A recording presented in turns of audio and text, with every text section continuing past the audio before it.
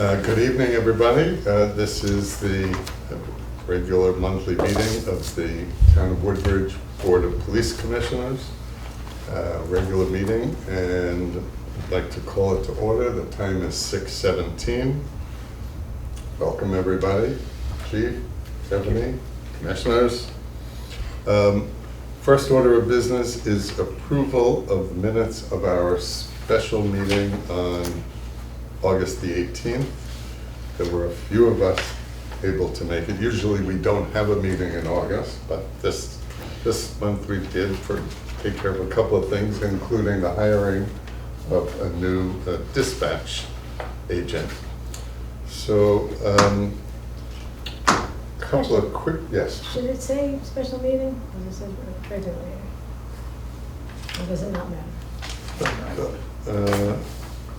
Oh, actually, it was a regular meeting, wasn't it? It was scheduled, yeah. Yeah, it was scheduled. We typically don't know this week. It's usually canceled. All right, Well, so that's thank you. correct. Yep. So before we go to approval of the minutes, are there any comments, additions, corrections, updates? No. I would just note two things, and we've already discussed them. One is that there's reference in the minutes about the Director of Finance, whose name is Tony Genovese.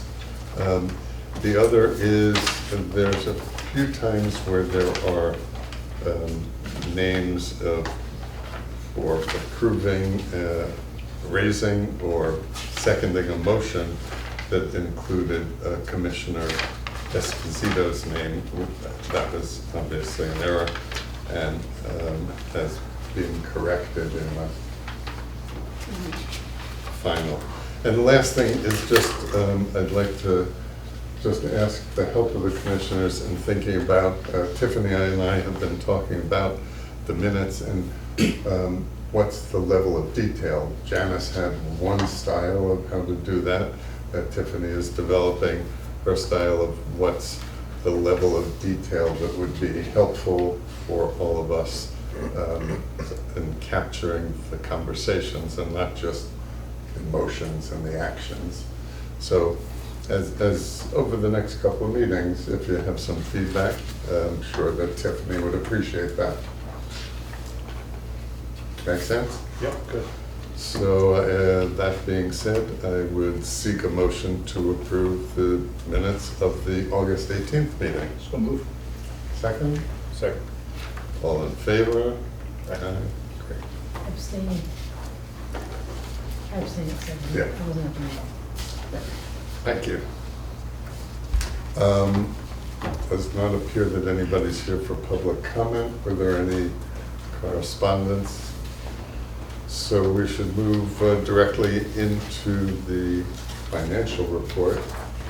And if I'm not mistaken, one of the things that, Chief, that you volunteered to do is to help us understand one dimension of the financial reports in a little bit more depth, and that goes to the overtime line. So, Sure. turn it over to you. Okay, thank you. So, with regards to the financial report, as of September 8th, we have used 20.3% of our budget.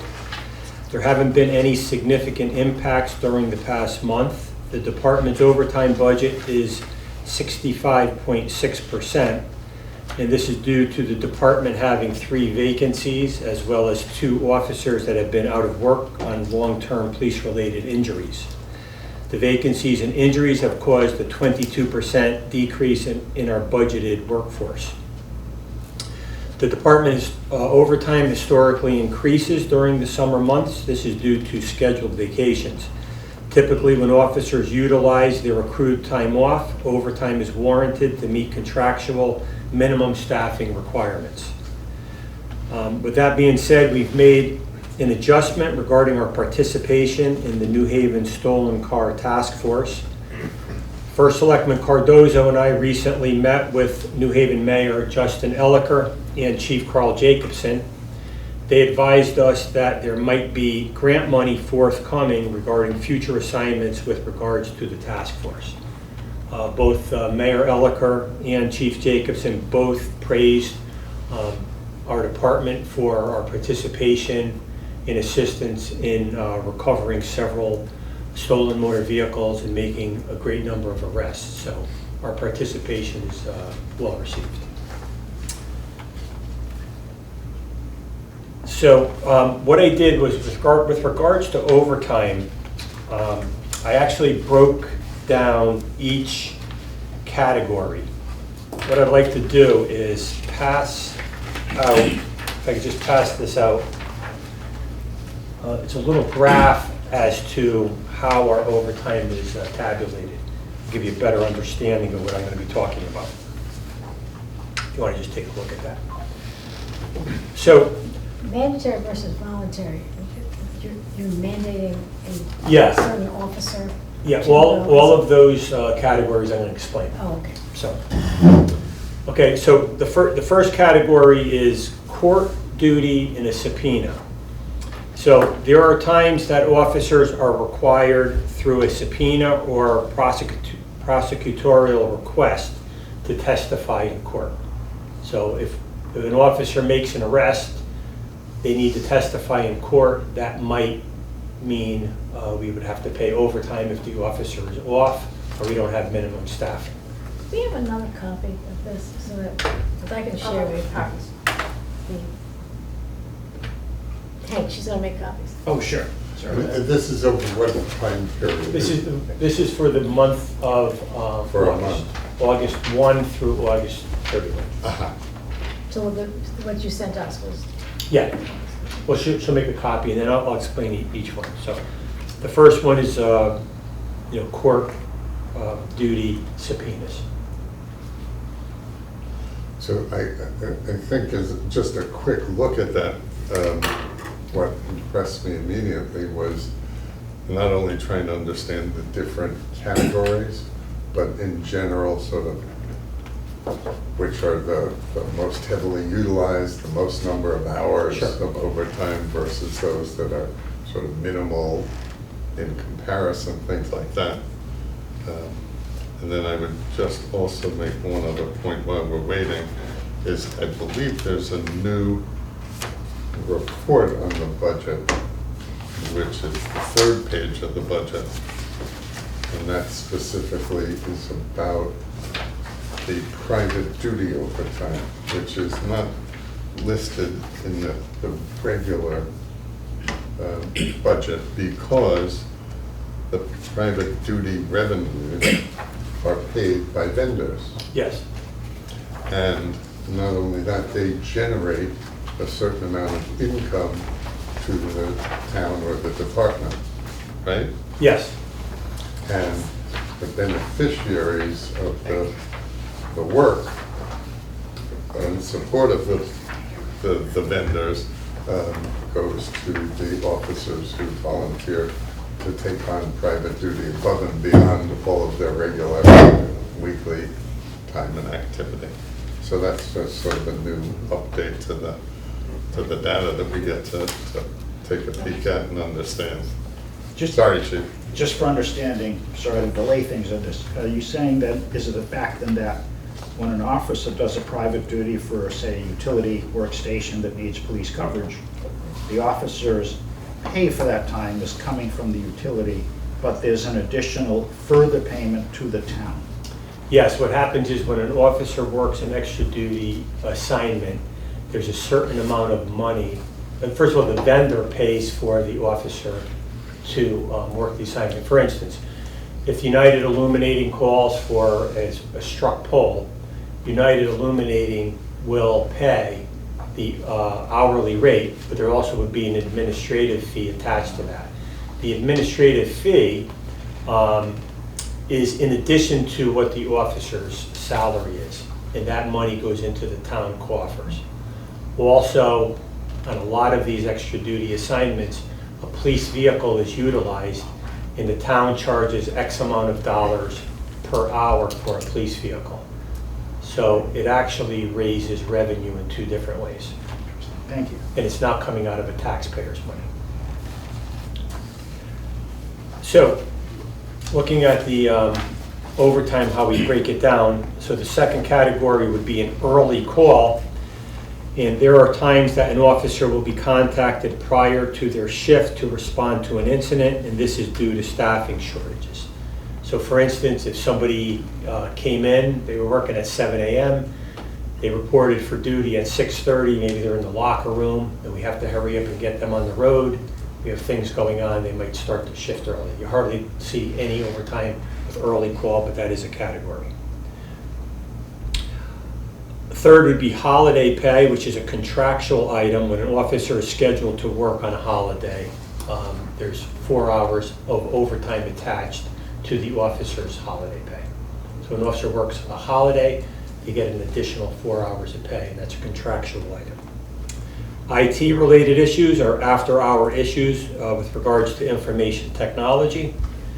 A late call, that would be an officer is investigating an incident that extends beyond the termination of their scheduled shift. An example of that would be an officer's working 7 a.m. to 3 p.m. At 2:45 p.m., an accident comes in with injuries.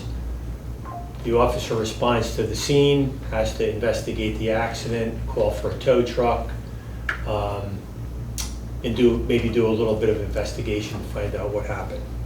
So that does happen quite a bit, a late call, but usually you'll see overtime there for an hour or two at a time. The New Haven Police Department Stolen Vehicle Task Force, that's a task force participation with members of area police departments to combat the epidemic of stolen vehicles and street takeovers. So we had put out months ago volunteers to see who would want to work on the stolen car task force. We've only had 2 volunteers from the department that have wished to work that assignment, but that assignment has been met with rave reviews by both our first selectman and the New Haven mayor and police chief. So these overtime hours, this was for August? Yes. So, but there's only 2 people and it's 221 hours? Yes, yeah. They were doing it twice a week for 9 hours. I subsequently cut that to 1 shift every 2 weeks, unless from the administration they are willing to pay for that. But right now, what I ascertained is that moving forward, in our last meeting, there will be, it appears that there's going to be a grant that New Haven PD will be obtaining, and that grant will pay for our participation. Question, Chief, on that. Yeah. I think we've all seen videos of some of these vehicle car street takeovers. I actually drove into one on Whaley Ave a few days ago. Literally a dune buggy coming the wrong way in Whaley at about 30 miles an hour, a bunch of guys on motorcycles. Is any of that happening within the town of Woodbridge? We've only had 1 incident on Litchfield Turnpike where we had something similar to that. It was on a very, very minor scale, or not as major as the one that you probably were involved in. And we, I believe we recovered a moped, or I'm not sure if it was a motorcycle or a moped, and I believe we made an arrest in that one case. Now, the nice thing about participating in these things, that if in fact we have something in Woodbridge, we can depend on all of the other area units responding to help us out. So if we were to have a street takeover with the officers that we have on the street, we probably couldn't handle it very well. But with our participation, it almost assures us of having a number of people helping us out. It's good. It's good deterrence. That's a big plus to participating. There's OIC comp time, and OIC comp time, that OIC stands for officer in charge. So that's when there's no supervisor working. The senior officer is designated the OIC. So this officer receives 2 compensatory hours. Occasionally, this causes overtime when the officer uses compensatory hours to take a day off. So if there are 2 patrolmen or 3 or probably more likely 2 patrolmen working, one of them, the senior person, will be designated the OIC, and that officer will get 2 hours of comp time.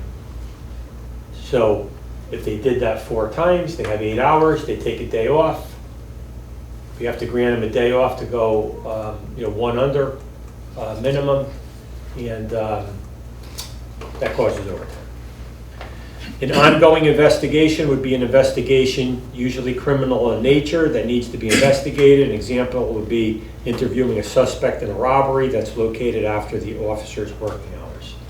So if we're working, detectives are working a case of an armed robbery investigation, and New Haven makes an arrest at 8:30 p.m., and we want a crack at interrogating the subject, we might go in and continue an investigation to see if it'll help us with our investigation.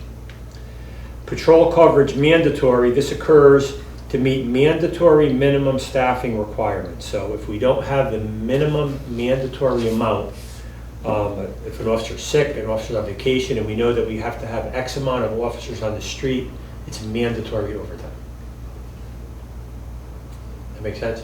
And that means you say to somebody, there's no ifs, ands, or buts about this. You will Yes. take this duty. We have to keep mandatory staffing on the street. So if in fact a few people booked off sick, someone was on vacation and someone else booked off sick, and no one wants to work, it's mandatory overtime and someone will get ordered in to work. Make sure that we have minimum staff. And that's 2 per shift? Yes. Minimum, yeah.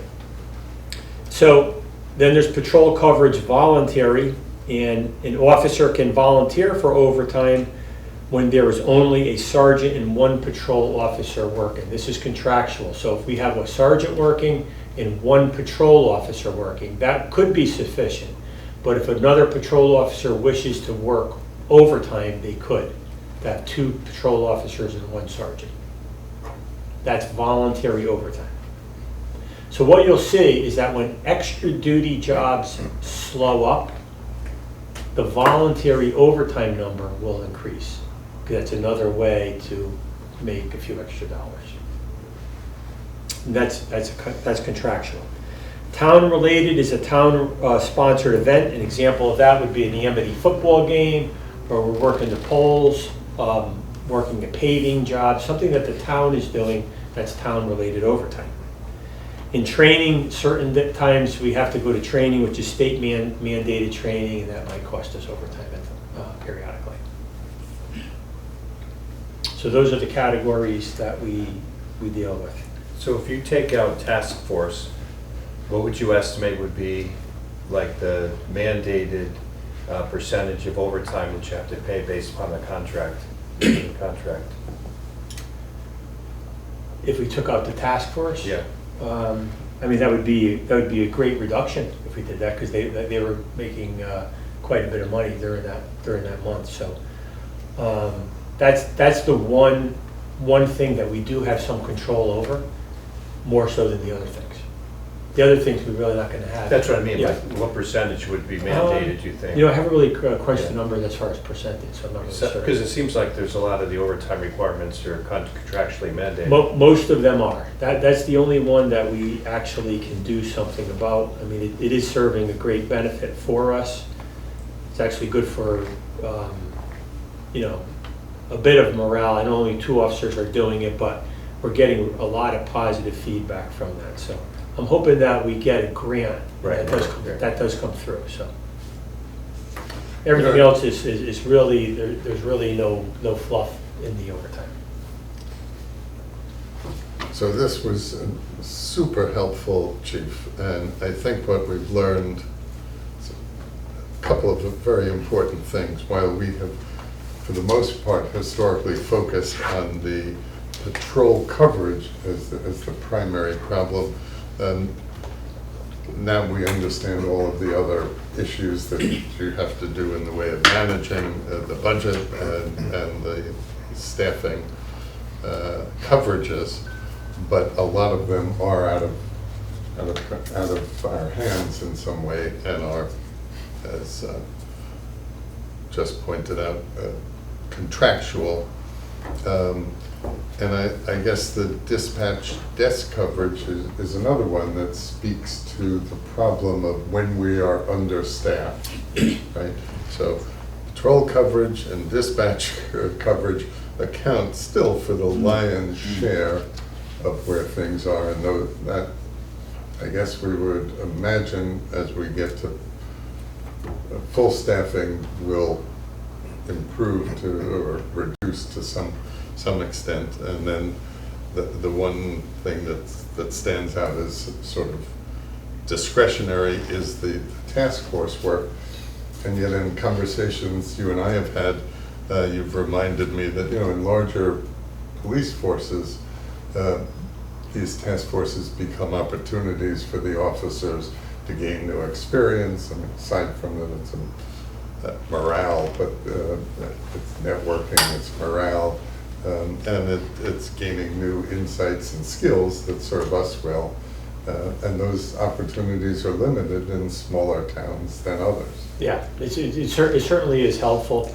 I mean, we're short-staffed right now. It would be nice if we were to become fully staffed to be able to participate in something like this, because not only does it put our name out there and give us the needed assistance that we might need in a pinch, but it also gives the officer experience doing different things that knowledge can be brought back to the police department.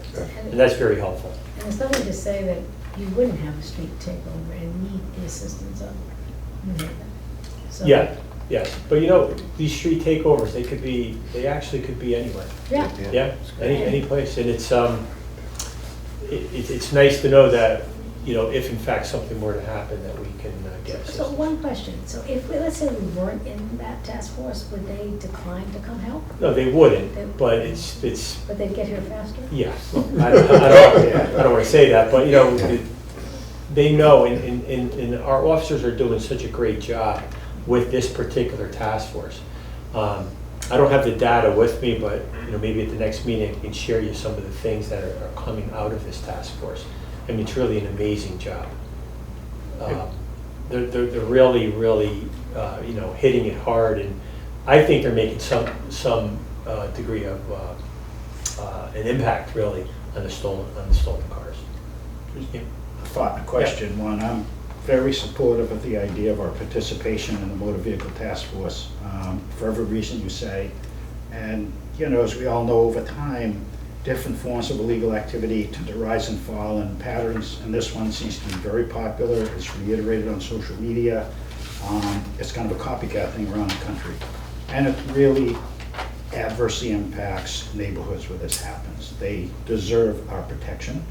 And then secondly, a question, if we were at full staffing, are you able to give us any insight, Chief, into how these categories of overtime might be reduced? I'm thinking especially mandatory and voluntary patrol coverage, and I don't know if we're at full staffing, would the stolen vehicle task force have to come as much out of overtime or regular time? I just don't know. I wonder what your thoughts are on that. Well, if we were fully staffed, I think you would see the patrol coverage mandatory and the patrol coverage voluntary reduced, I think drastically reduced, those two categories. Because now you're going to have people in patrol, we're going to have the proper staffing to meet our minimum manning requirements. So those two definitively, we might see the OIC comp time come down. You know, the late calls, town-related, ongoing investigation, you're still going to see that. Really, you know, I think it could make a dramatic difference in those numbers. But you have to also understand too, that when you're looking at these numbers and you're looking at the overtime, you know, we're running with really 5 vacancies. There's 5 budgeted salaries we have on the books, that 3 of them are police, there's 2 long-term injuries, but there's also 3 officers that we are not paying. Tiffany, when you run this report, are you able to do percentages too? Is that something you can easily do, or maybe look into it? I think it goes in a pie chart. We could do it as percentage, Yeah, but that'd be it's interesting. like, I try it, Yeah, see, you can see. it doesn't make it very visual, it's just seeing like what's what, but, If you can do that, so that would be Yeah. helpful. Thanks.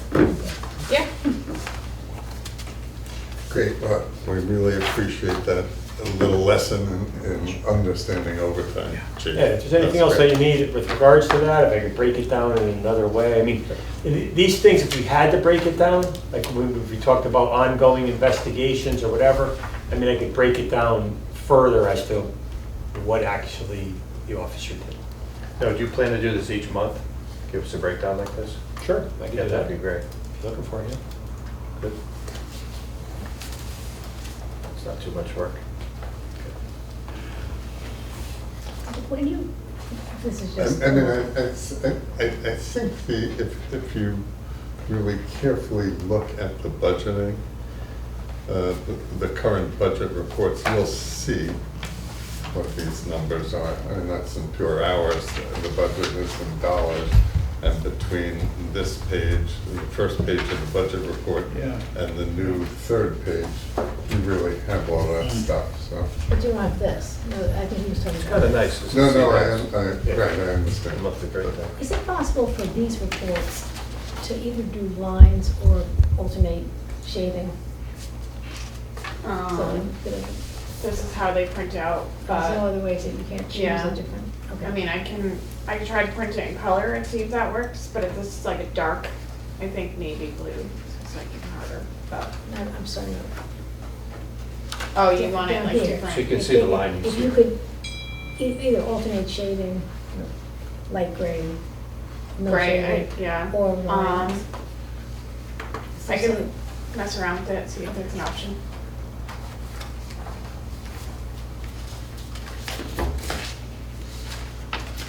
Anything else on the, noteworthy on the financial report that you want to raise with us?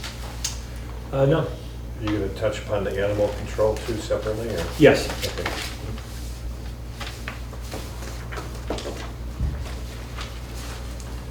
So, I guess I would ask for approval of the financial report as presented. Motion. Second. All in favor? Yeah. Great. Officer activity report. With regards to the activity report, our officers made 9 criminal arrests during the month of August, which is a 29% increase from July. Criminal arrests were made for breach of peace, disorderly conduct, harassment, stalking, threatening, violation of a protective order.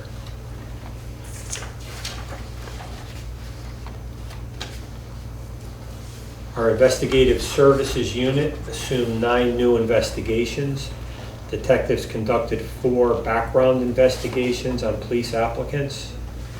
Detectives investigated the residential burglary of an Asian business owner. Information was shared with other agencies who have experienced burglaries involving Asian business owners. Detectives are continuing to investigate mail thefts that are occurring from the mailbox located at Town Hall. Thieves have committed larcenies from Hamden, New Haven, North Haven, and West Haven. Detectives are working with the United States Postal Inspectors as well as officers from other cities and towns. And I have to say that they are making progress in these investigations. Our detectives received a complaint of a cryptocurrency fraud in which a resident in town was defrauded of more than $200,000. With the assistance of the Connecticut State Police Cyber Crimes Unit, the department was able to locate the funds and freeze the offender's account, and the investigation is continuing. Detectives served 2 family violence arrest warrants, 20 people were fingerprinted, and 4 pistol permits were processed.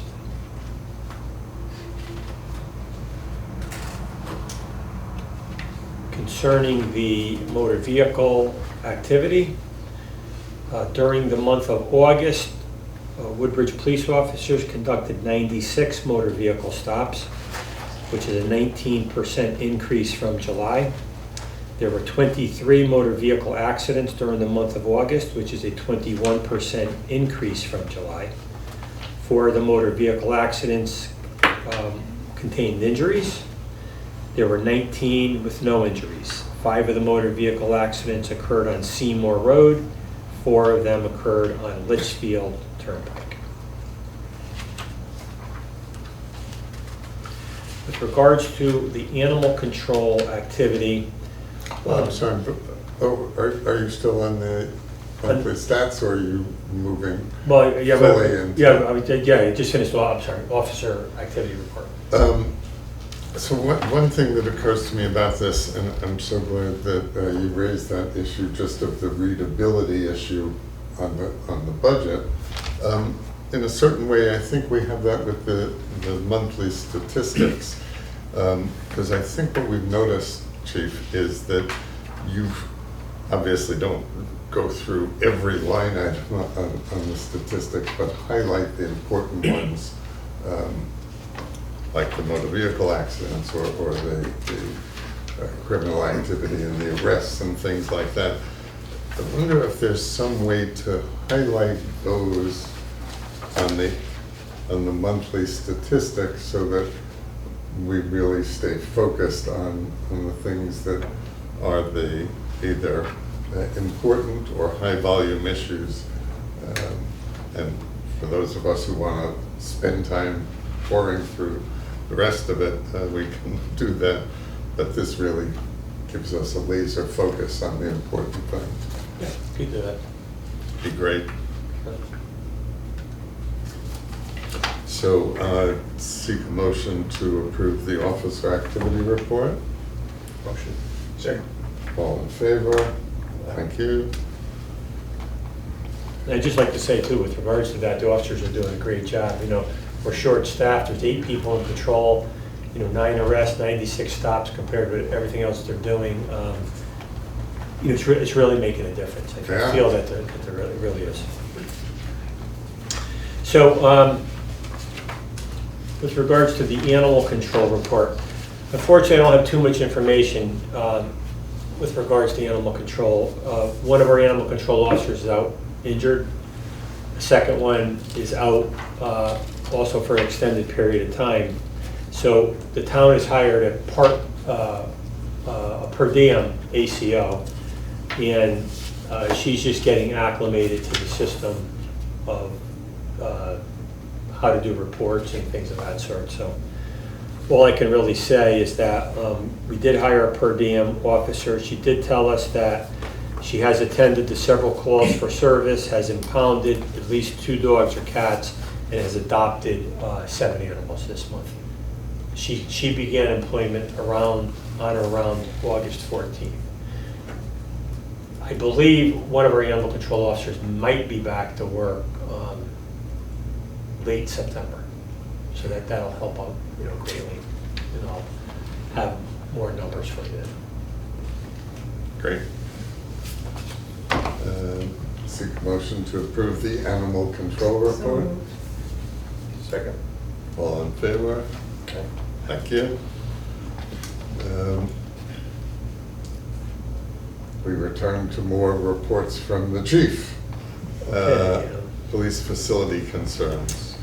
Well, I was happy to say that during the month of August, we were able to have a brief tour of the facility with 2 of the police commissioners. I thank you both for attending, and with the assistance of Sergeant Scott, several areas of concern were noted. So once again, I appreciate you coming out to take a look at the facility. And to be complete, it was also, we had one of the building task force representatives, Nigel Lake, joined Commissioner Westerfeld and myself with you and Sergeant Scott. Yes. Great. Yeah, he had some great ideas, so feels like we're moving forward in that aspect. Our department, I put out a memo, and we've appointed 4 members to our building committee.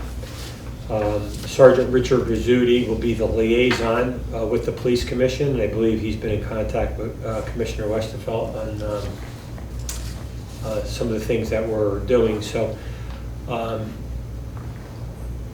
there are some avenues that, we're looking at. I took a poll through a good portion of the department, and most people feel that the locker room area is our primary concern. But Sergeant Rizzuti and the commissioner will have more information. And we haven't really had one formal meeting on it, but there are some pretty good ideas circulating around the department. There's a buzz that something might get done, so it's actually a pretty good feeling.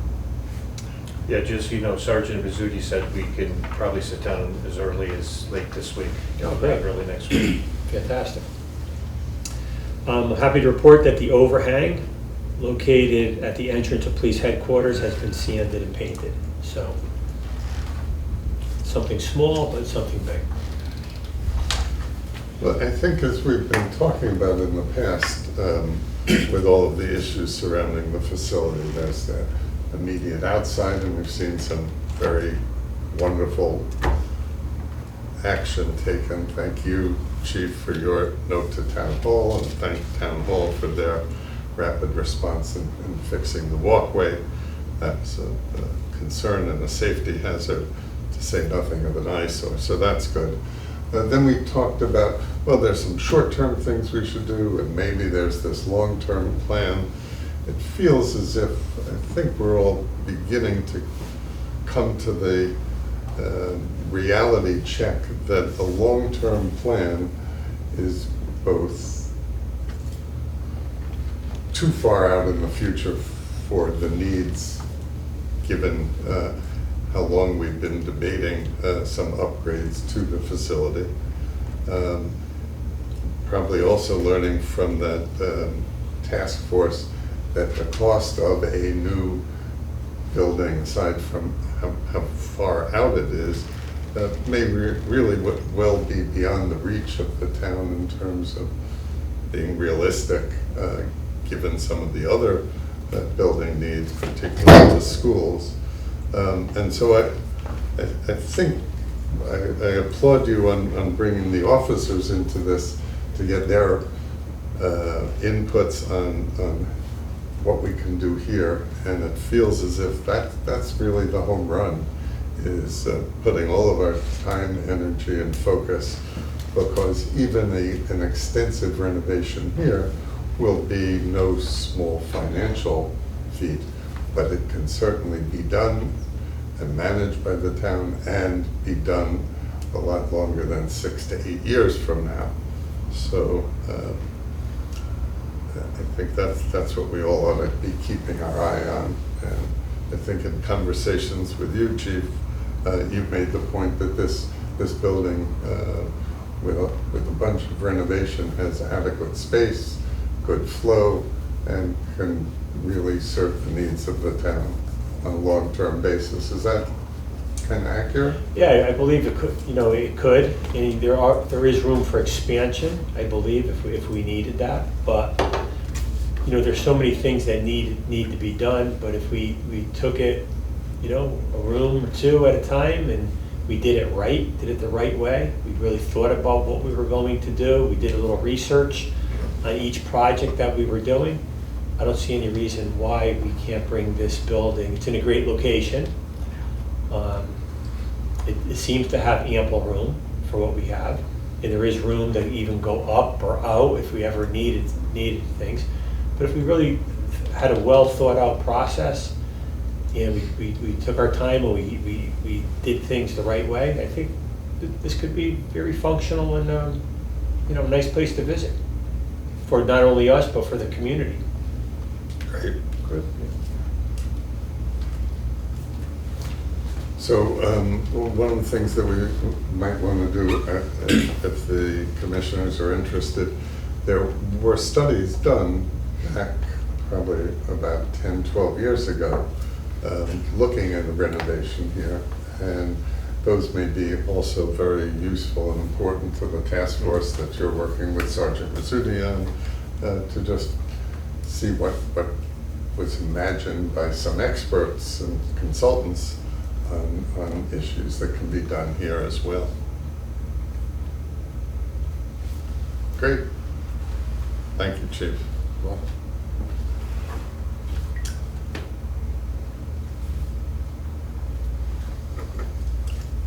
anything on the status of the animal control shelter? I know you had mentioned last time that there had been an inspection by the state. We have some repairs to be made there. We're on schedule with that and.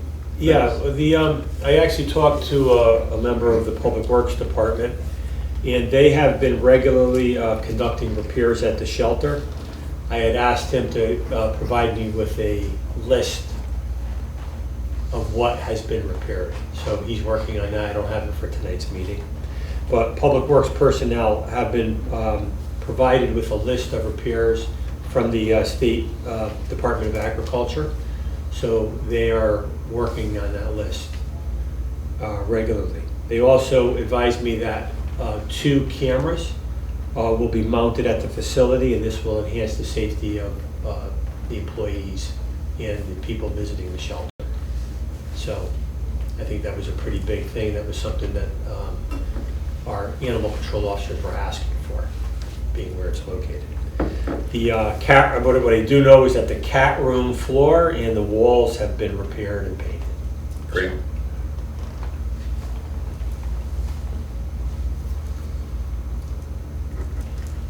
So I've got an observation that I made this afternoon. I was walking on the Fitzgerald track where the dog runs are as well, right? And in pulled a van, I don't know the name, but it was a commercial van that does mobile dog grooming. And I didn't stick around to see whether they were taking somebody's dogs out for a walk or whether they were meeting somebody who was walking their dog to have it mobilely groomed in the parking lot. But at least caught my attention as probably something that was inappropriate. No? Yes? Why, well, Like business on town property? Yeah, so if it were somebody who has a business that's out of town and comes into town to walk Right. dogs in our dog park, is that okay? well, were they grooming dogs or walking dogs? I say, I didn't stop to see. Either way, if they I guess pulled into public space to do as a, my only concern would be liability, because if somebody gets injured, then they're gonna sue whoever owns it, but otherwise, if they're there grooming dogs, people have to make a living. They're not committing any crimes. I don't know, I'm not, Yeah, I mean, these grooming places, I mean, they drive everywhere to, I think my dog's been groomed by them before, or they pull in my driveway and groom the dog.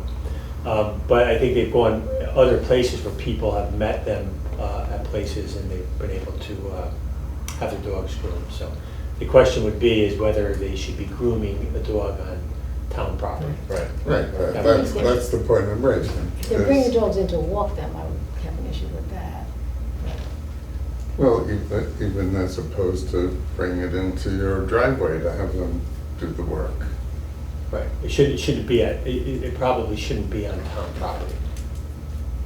They should pick another location where they can have their dog groomed. All right, I'll keep an eye out. Set up a task force.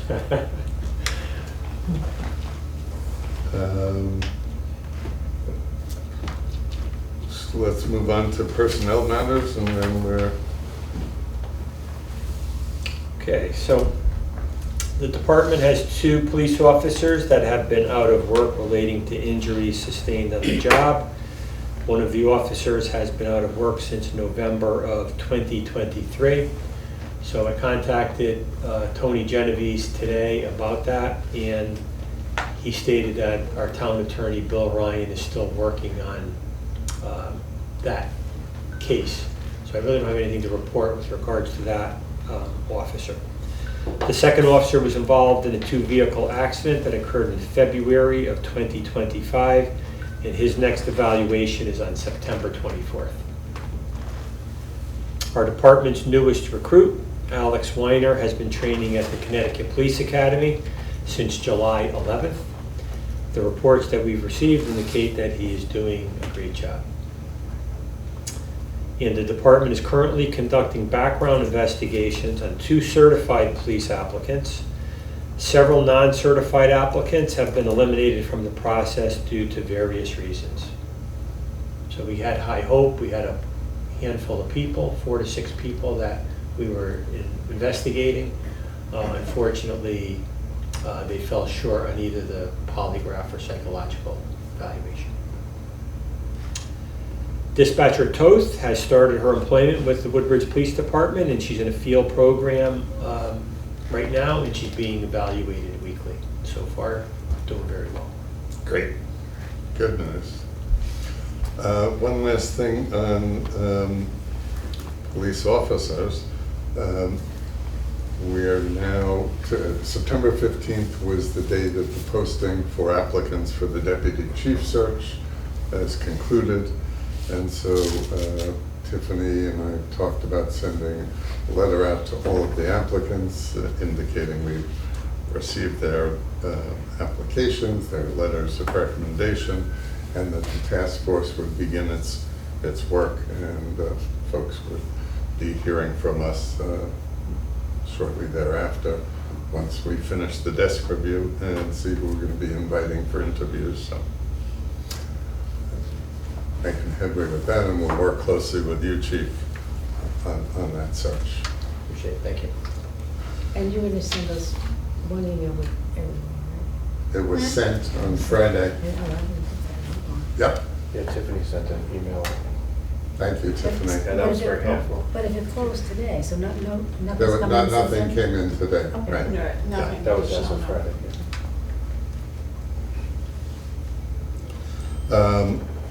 If there's no further comment or question, I'll seek a motion to adjourn.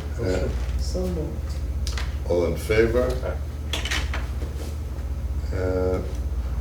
Having concluded the meeting of the Woodbridge Police Commission, and I'd like to open the Woodbridge Traffic Authority. Turn things over to you, Chief. Okay, so first, we're seeking approval to have the Woodbridge, the annual Woodbridge Road Race this year on October 4th. The road race begins in the area of Newton Road and Center Road, travels down Newton Road to Burnt Swamp to Amity Road, Amity to North Peace, North Peace to Rice, Rice to Center, and back to the starting point. So we have the highway use permit that we needed for the state of Connecticut to utilize Amity Road, the state road. So we need to do an approval from this commission of the traffic authority? Yes. I'll entertain a motion to approve the road race. So moved. Second? All in favor?